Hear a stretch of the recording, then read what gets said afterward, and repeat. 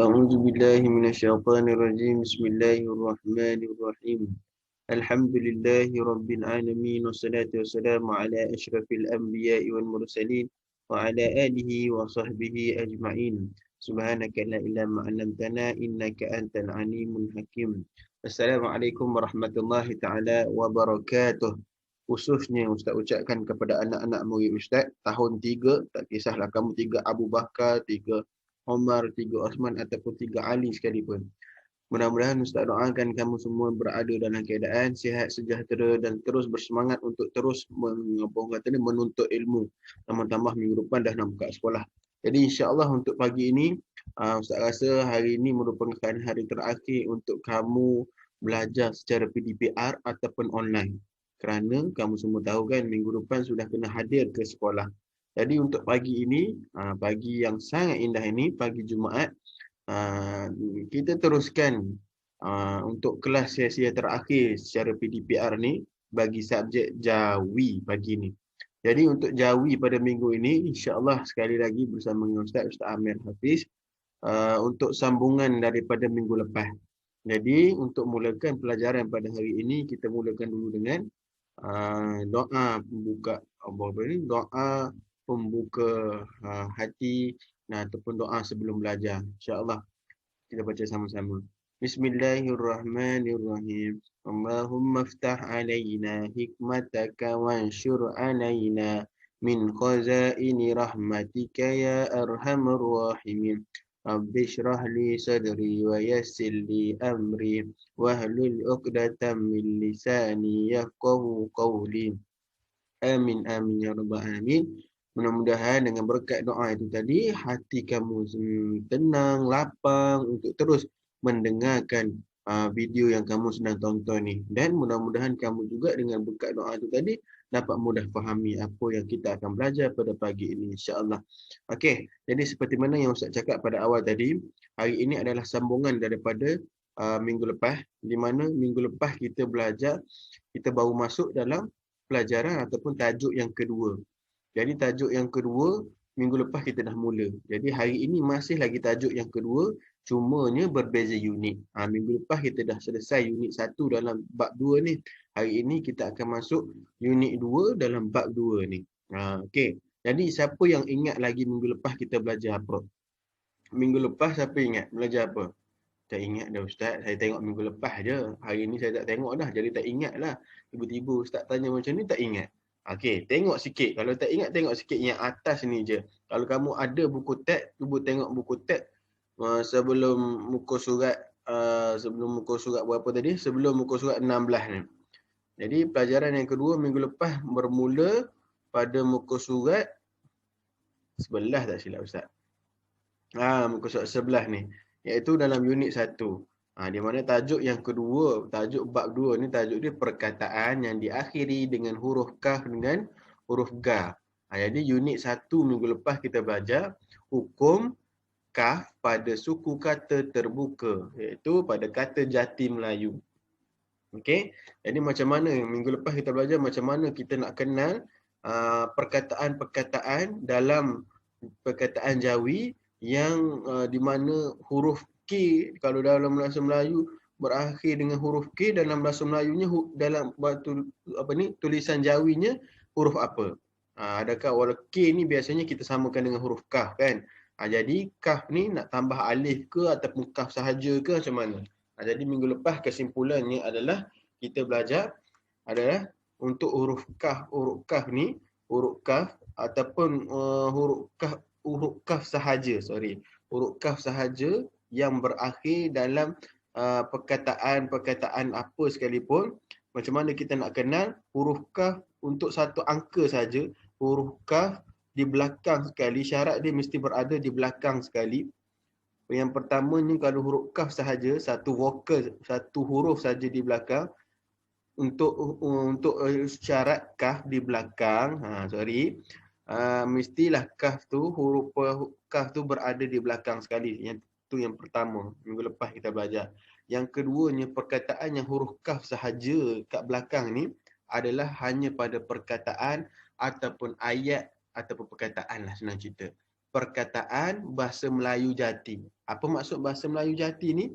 Bahasa Melayu jati ni maksudnya perkataan tu memang asalnya bahasa Melayu. Contoh, contoh inilah. Ni bukan monyet ni ungka. Ungka tak silap ni, ungka. Lepas tu cuka. Tak ada perkataan bahasa Inggeris pun cuka. Tak ada perkataan bahasa Arab pun cuka. Tak ada. Maksudnya perkataan ni cuka, nangka kat bawah ni, jangka. Itu memang perkataan asalnya bahasa Melayu. Kalau perkataan yang asalnya bahasa Melayu memang tak ada pada bahasa lain, contoh macam ungka, cuka, jangka, nangka ni, itu kalau dijawikan tulisannya, ke yang kat belakang tu hanya huruf kaf sahaja. Itu sahaja kesimpulan untuk minggu lepas punya pelajaran. Pendek je sebenarnya. Nampak je video panjang tapi tu je kesimpulan dia. Okey, itu pada unit 1. Huruf kaf, huruf kaf, satu angka berada di belakang, dan perkataan tu mestilah apa? Perkataan yang asalnya memang bahasa Melayu. Okey, itu saja minggu lepas. Okey, hari ni kita nak masuk dalam unit 2. Okey, dalam unit 2 pada hari ini, sebelum ni minggu lepas huruf kaf. Minggu ni ini. Hukum ga. Ni huruf kaf ada titik ni dipanggil ga. Ataupun ge pun boleh juga. Ga lah biasanya orang Melayu kita ni panggil. Hukum ga. Pada suku kata terbuka. Kata jati Melayu. Okey. Macam mana hukum ga, hukum huruf ga pada suku kata terbuka kata jati Melayu. Kita tengok dulu ya. Apa yang kita nak belajar dalam hukum ga ni. Okey. Yang pertama, dalam topik yang pertama, dia suruh perhati dan baca. Okey, kita bacalah. Kita perhati dan kita baca sama-sama. Kamu dengar ustaz baca, kamu pun kena baca jugalah. Walaupun ustaz tak dengar kamu baca sekarang. Okey, yang pertama. Tengok gambar yang mula-mula ni. Ni apa dia ni? Semut kan? Semut apa ni? Ni semut kerengga kan? Kerengga. Kerengga tu bahasa standard KL. Bahasa Melayu betulnya adalah kerengga. Bukan kerengga. Kerengga. Okey, tu. Yang kedua, gambar yang kedua. Gambar mangga. Bukan mangga sebutan yang betulnya adalah mangga yang sebetulnya, bukan mangga. Mangga jadi lain dah. Itu gambar yang kedua. Gambar yang ketiga. Gambar yang ketiga, dia bukan nak tunjuk kotak ni, dia tunjuk nombor ni. Nombor apa ni? Tiga. Tiga. Bukan tiga, tiga. Okey. Itu yang ketiga. Dan yang keempat ni gambar apa ni? Daripada bawah ke atas ni. Yang kita pijak ni. Itu tangga. Okey, tangga. Okey. Jadi berdasarkan empat-empat gambar ni, yang pertama untuk gambar kerengga ni, cara ataupun jawinya tulisan dia, tengok kaf, ra, nga, ga. Okey. Jadi karonga, kereng. Ga, ke belakang tu, ga, dia huruf ga sahaja. Tak ada ga alif Itu yang pertama. Yang kedua, mangga. Mangga. Mangga dalam bahasa Melayu M-A-N-G, mang. Okay, untuk mang, mim, nga ni. Mim, nga ni jadi mang. Okey, lepas tu ga. Ga satu huruf dia jadi ga kat belakang tu. Jadilah dua suku kata, mang, satu lagi ga. Mangga. Itu gambar yang kedua. Gambar yang ketiga pun tiga. T-I-T-G-A, tiga. Jadi ada dua suku kata juga. T satu, ga satu. Okey. Perhatikan ga yang kat belakang tu je. Lepas tu tangga. Tangga dalam bahasa Melayu T-A-N-G, tang. G-A-Ga. Tangga. Pun ada dua suku kata juga. Okey. Jadi, dua suku kata ni, dan setiap dua suku, semua ni, apa persamaan dia? Pertama, dia ada dua suku kata. Dua suku kata, kecuali kerengga ni lah. Okey, tapi apa yang satu lagi persamaan yang paling samanya ialah gagak tu semuanya berada pada suku kata terakhir dalam perkataan tu. Contoh kerengga, ga tu kat mana? Terakhir kan? Bukan dekat kereng tu, tak. Dia ga ke belakang sekali. Ga tu penutup ayat, penutup perkataan tu. Jadi kat sini kita faham kan, kat sini mangga ga kat belakang juga, tiga ga juga kat belakang, tangga ga juga kat belakang. Jadi itu yang kita nampak pertama sekali adalah kenapa ga tu kat belakang, sebab dia suku kata terbuka. Itu satu hal lah. Suku kata terbuka ni biasanya mesti duduk di belakang. Macam tu. Okey, suku kata tertutup ni lain pula. Nanti yang kita belajar minggu lepas tu. Okey, itu itu untuk persamaan dari segi empat-empat gambar ni. Okey, itu yang pertama. Lepas tu, tengok muka surat sebelah kamu, muka teks kamu, muka surat 17. Yang ni, subtopik yang seterusnya. Dia suruh baca dan faham juga. Dia suruh perhati. Ni suruh baca dan faham. Yang pertama, ni poin yang pertama ni, bangga. Bangga ni ejaan bahasa Melayu B-A-N-G, bang, G-A-G-A, bangga. Dan jawinya pendek je, ada 3 huruf je. Bang, bah, nga. Bang. Ga, satu huruf ga kat belakang tu mewakili G-A kat belakang ni. Ga. Okay. Seterusnya, tiga. Ada 2 suku kata juga. T-I-T-G-A, ga. Tiga. Dalam tulisan Jawinya, 3 huruf juga.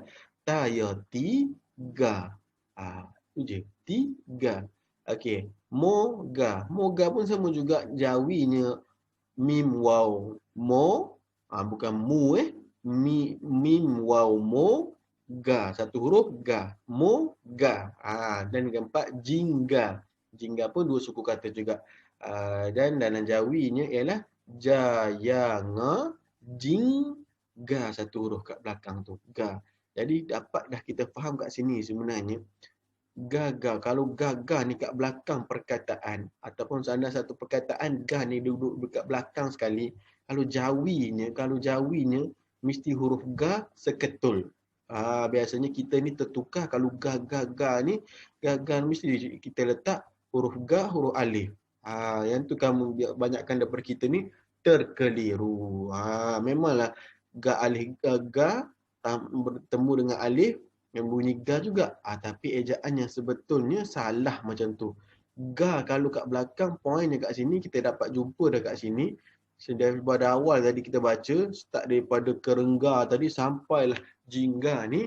Kalau kita perasan ga yang kat belakang, mesti huruf ga seketul sahaja di belakang. Bukan bangga ni, banga, bang, ga alif ga, bangga. Bukan. Macam tu salah. Kalau kamu berubah alif kat belakang ga ni, jawapannya salah lah. Kalau dalam exam memang ustaz bubuh salah lah. Walaupun bunyinya ada ni, memang bunyinya ada. Tapi ejaannya adalah salah. Sepatutnya banga, ga saja. Ga saja. Jadi dia bukan ada alif. Yang tu kamu perlu tekankan kat situlah. Bukan tak mestinya ejaan ga dan masalah Melayu ni Jawinya mesti ga alif tak. Tak bukan macam tu. Okey, kalau ga tu, kalau kita perhati, kamu kena perhati mulai sekarang, kalau ga dekat belakang perkataan, tambah perkataan tu adalah perkataan bahasa Melayu betul. Bahasa Melayu yang memang tak adalah bahasa Inggeris bangga, tak ada bahasa Inggeris pun bangga juga. Tiga dalam bahasa Melayu, bahasa Arab tiga juga ada. Kalau macam tu bukan. Dia memang satunya perkataan ga dekat belakang perkataan, di hujung perkataan. Dan satu lagi perkataan bahasa Melayu tu adalah perkataan yang memang betul-betul bahasa Melayu. Okey, jadi tipnya jumpa ga kat belakang dan perkataan tu adalah perkataan bahasa Melayu betul. Ejaan Jawinya hanya ga sahaja kat belakang. Untuk bunyi ga hanya huruf ga seketul saja, bukan ga alif, ga bukan. Itu salah. Okey. Tengok contoh-contoh lagi kat bawah.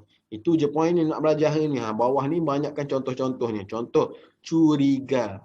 Curiga. Dalam bahasa Melayunya eja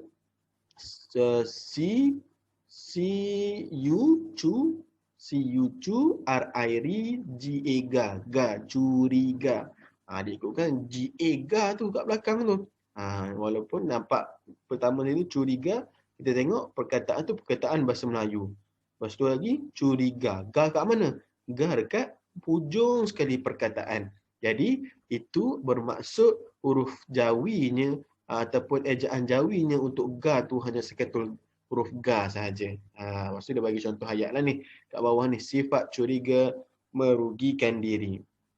Lepas tu perkataan yang kedua, bank pula dah, bangga, bangga. Bangga pun sama juga, bangga. Ga kat mana? Hujung. Jadi ga kat hujung perkataan tu perkataan yang memang bahasa Melayu betul. huruf ejaan jawinya adalah huruf ga sahaja untuk GA ga tu. Sama juga bawah ni syurga pun sama juga, ga kat belakang, syur kat depan, ga kat belakang. Syurga. Lepas tu temuduga, temuduga, ga kat mana? Ga dekat depan ke? Tak, temuduga, ga tu belakang tu. Okey, jadi ga dekat belakang perkataan tu perkataan bahasa Melayu betul. Jadi hujaan jawinya untuk ga mesti huruf seketul ga sahaja. Okey, tu sahaja, simple. Yang bawah ni puisi. Puisi ni kamu boleh baca sendirilah. Okey. Jadi untuk tu simple. Untuk tu kita buat latihan teruslah. Okey, untuk latihan pada minggu ni simple sahaja. Muka surat 19 ada perkataan-perkataan bahasa Melayu pada balon ni. Okey. Jadi tolong cuba jawikan perkataan-perkataan bahasa Melayu yang ada pada muka surat 19 dalam buku teks Jawi ni kepada tulisan Jawi. Jawikan tulisan bahasa Melayu ni kepada tulisan Jawi lah. Jawikan je maksudnya.